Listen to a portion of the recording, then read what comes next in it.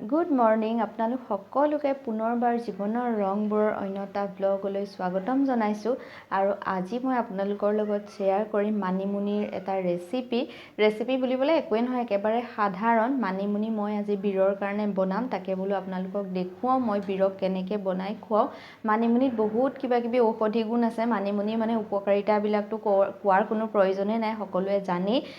মানিমুনিয়ে মানে গেছ এইবিলাক নোহোৱা কৰে বা সৰু ল'ৰা ছোৱালী যে বহুত সৰু ল'ৰা ছোৱালী ভোক নালাগে, ভোক নলগাটোও ভাল কৰে। মানিমুনিয়ে ভোক বঢ়ায় আৰু তাতে যিবিলাক ল'ৰা ছোৱালীৰ অকণমান তেজৰ পৰিমাণটো কম, মানে আমাৰ শৰীৰত তেজৰ পৰিমাণটো ঠিক কৰি ৰখাটো মানিমুনিয়ে সহায় কৰে। সেইকাৰণে পাৰিলে মানে সৰুৰ পৰা একেবাৰে ডাঙৰলৈকে মানিমুনি আমি খাব লাগে। আৰু সৰু ল'ৰা ছোৱালীক যে পাৰিলে তাৰমানে ৰাতিপুৱা অকণমান কেঁচাকৈ 2 চামুচমান খুৱাব লাগে। মানে এবছৰমান হৈ যোৱাৰ পাছৰ পৰাই খুৱাব পাৰি। এবছৰমান হৈ যোৱাৰ পাছৰ পৰাই মই বীৰক খুৱাইছোঁ। ৰাতিপুৱা অকণমান কেঁচা ৰস তাক মই খুৱাওঁ। ইয়াত পাবলেই নাই, মই বজাৰৰ পৰা কিনি আনো, কিন্তু যেতিয়াই মোৰ সুবিধা হয় বিচাৰি আনি হ'লেও মই বীৰক খুৱাওঁ। আৰু আজি তাৰ কাৰণে মই মানিমুনি আঞ্জা বনাম আৰু আপোনালোকৰ লগত শ্বেয়াৰ কৰিম। এতিয়া ব'লক আৰম্ভ কৰোঁ। আৰু এইখিনি চাওক, মই মানিমুনিখিনি কেঁচাই মানে এনেকৈ পিচি পেলাই টেমাত ভৰাই পেলাই টিফিনত ভৰাই ফ্ৰিজত ভৰাই থৈ দিওঁ। এনেকৈ যদি একেলগে গোটেইখিনি মানিমুনি কেঁচাকৈ পিচি থোৱা হয়, পিচি পেলাই আপোনালোকে এসপ্তাহমানলৈ এনেকৈ ফ্ৰিজত মানে টাইটকৈ সাঁফৰটো বন্ধ কৰি ৰাখি থ'ব পাৰে। তেতিয়া যেতিয়াই মন যায় উলিয়াই আপোনালোকে বনাব পাৰে। মই এনেকৈ ষ্ট'ৰ কৰি ৰাখোঁ। নহ'লে আপোনালোকে মানিমুনিখিনি অকণমান সিজাই পেলাইও এনেকৈ মিক্সিত পিচি মানে টিফিনত ভৰাই ফ্ৰিজত ৰাখিব পাৰে, কিন্তু সিজাই থোৱাখিনি ৰাতিপুৱা খুৱাবলৈ নোৱাৰি যে, সেইকাৰণে মই এনেকৈ কেঁচাকৈ পিচি ৰাখোঁ, যাতে অকণমান ৰাতিপুৱা ৰস মানে বীৰক খুৱাব পাৰোঁ। সেইকাৰণে মই কেঁচাকৈ ৰাখোঁ। আৰু ইয়াৰ পৰাই যে এতিয়া মই অকণমান এই সৰু বাতিটোত ৰস অকণমান চেপি পেলাই বীৰক খুৱাম। মই সদায় ৰাতিপুৱা বীৰক খুৱাওঁ, মানে যেতিয়াই মানিমুনি মোৰ ওচৰত থাকে তেতিয়া মই সদায় এনেকৈ ৰাতিপুৱা অকণমান তাক খালী পেটত ৰস অকণমান খুৱাওঁ। তেতিয়া মানে ইহঁতৰ স্বাস্থ্যৰ কাৰণে ভাল হয়। আঞ্জাটো যিমানেই নোখোৱাওক লাগিলে, কিন্তু কেঁচা ৰসকণ খুৱাব পাৰিলে বেছি ভাল।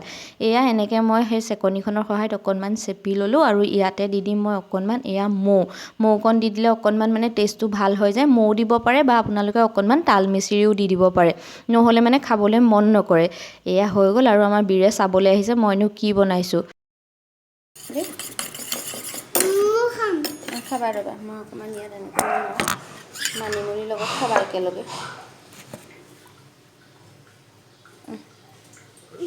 আহা মানিমুনি আঞ্জা যে বনাই মায়ে, আহা মৌ দি দিম আহা। আৰু সেয়া ৰসকণ খুৱাবলৈ লওঁতে গ'ল পলাই। মানে কেঁচা ৰসটো খাবলৈ ইমান বেছি ভাল নাপায়, যিমান মিঠা দিলেও অকণমান কিবা তিতা কেহা নিচিনা হয় যে, সেইকাৰণে ভাল নাপায়। তথাপিতো বুদ্ধি কৰি মেলি খুৱাওঁ, কিন্তু অকণমান সেয়া নাটক অকণমান কৰে আৰু খোৱাৰ আগতে। আৰু এয়া এতিয়া আহিলোঁ আঞ্জা বনাবৰ কাৰণে। প্ৰথমতে এয়া মই আলু এটা কুকাৰটোত বইল কৰি ল'ম। আৰু এয়া আলুটো বইল হয় মানে এইফালে মই অকণমান পিঁয়াজ, অকণমান আদা নহৰু খুন্দি ল'লোঁ। আদাটো নিদিলেও হয়, কিন্তু আদাটো দিলে মানে কি হয়, কেতিয়াবা ইহঁতৰ কিছুমান বস্তু হজম নহ'বও পাৰে যে। আপোনালোকে সৰু বেবীৰ কাৰণে বনালে অকণমান আদা দি দিব নহৰুৰ লগতে। আৰু এইফালে এয়া অকণমান জলকীয়াও লৈছোঁ, কিন্তু জলকীয়াটো মই এতিয়া নিদিওঁ, যিহেতু এইখন আঞ্জা আমিও খাম। একেবাৰে শেষত জলকীয়াটো মিলাই দিম।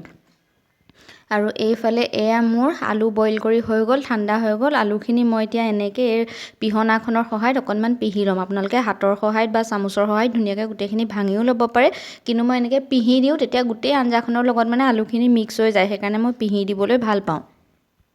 আৰু এয়া মোৰ আলুখিনি পিহি হৈ গ'ল। পিহনাখনত মানে মই আগতে অকণমান বিট ৰুকিছিলোঁ, সেইকাৰণে ৰঙা হৈ আছিলে আলুখিনি, সেইকাৰণে অকণমান ৰঙা হৈ গ'ল, বিটৰ কালাৰটো আহি গৈছে। আৰু এইফালে এয়া গেছত মই কেৰাহীখন বহাই লৈছোঁ। কেৰাহীখন বহাই তাতে মই দি দিছোঁ নামমাত্ৰ তেল। মন কৰিছেনে, তেল মানে একেবাৰে নামমাত্ৰহে দিছোঁ, মাত্ৰ পিঁয়াজ আৰু আদা নহৰুকণ ভাজ খুৱাব পৰাকৈহে মই তেল দিছোঁ। এয়া অকণমান তেল দি দিলোঁ। তেলকণ গৰম হ'লত তাতে দি দিছোঁ পিঁয়াজ আৰু অকণমান তেজপাত দিছোঁ। মানিমুনি আঞ্জাখনত তেজপাতৰ গোন্ধটো বৰ ভাল লাগে। ধুনীয়াকৈ অকণমান ভাজি লৈছোঁ। তাৰপিছত খুন্দি লোৱা আদা নহৰুকণ দিছোঁ। গোটেইখিনি ভাজি লৈছোঁ আৰু ভাজি লোৱাৰ পাছত ইয়াতে দি দিছোঁ মই ৰুকি লোৱা আলুখিনি খালি অকণমান কিবা লিকটীয়া নিচিনা হৈ যায়, টাইট মানে সিজোৱা আলুখিনি এনেকৈ কৰি দিয়াৰ পিছত অলপ কিবা টাইট নিচিনা হৈ যায়। আলুখিনি তেতিয়া মই দি দিছোঁ অকণমান হালধি আৰু অকণমান নিমখ, ধুনীয়াকৈ মিক্স কৰি দিছোঁ। তাৰপিছত মই এয়া পিচি থৈছিলোঁ যে মানিমুনিখিনি তাৰে 2 চামুচমান মানিমুনি ইয়াতে দি দিছোঁ আৰু মানিমুনিখিনি যে পিছোঁতে মই পূৰা ডালবিলাকৰ সৈতে একেলগে মানে পিছোঁ, অকল পাতখিনি উলিয়াই পেলাই নিপিছোঁ। ডালখিনিতে গোটেই ভিটামিনখিনি থাকে বুলি কয় আৰু সেইকাৰণে মই অকল পাতটো দি পেলাই নিপিছোঁ, ডালৰ সৈতে একেলগে পিছোঁ আৰু অকল ৰসটো চেপি পেলাই নবনাওঁ, গোটেইখিনি সিটাই চিটাই এনেকৈ ডাঠকৈ দি দিওঁ।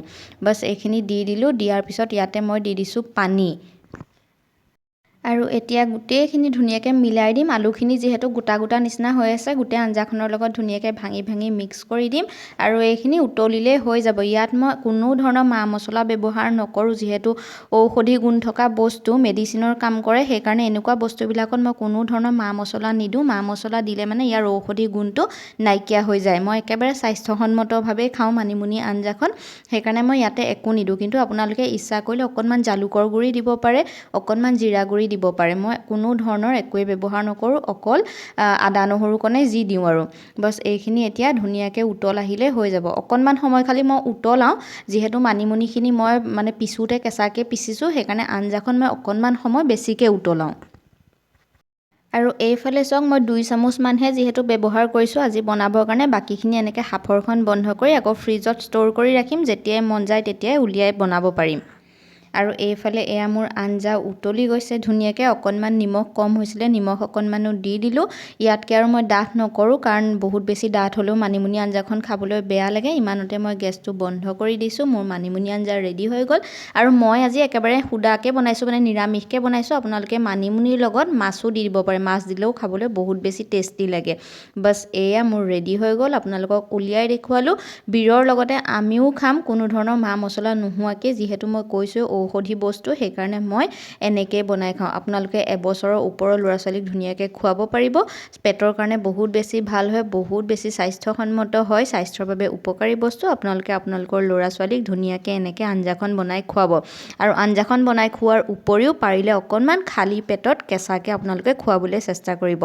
আজিলৈ আহোঁ, ভিডিঅ'টো ইমানতে শেষ কৰিছোঁ, ধন্যবাদ।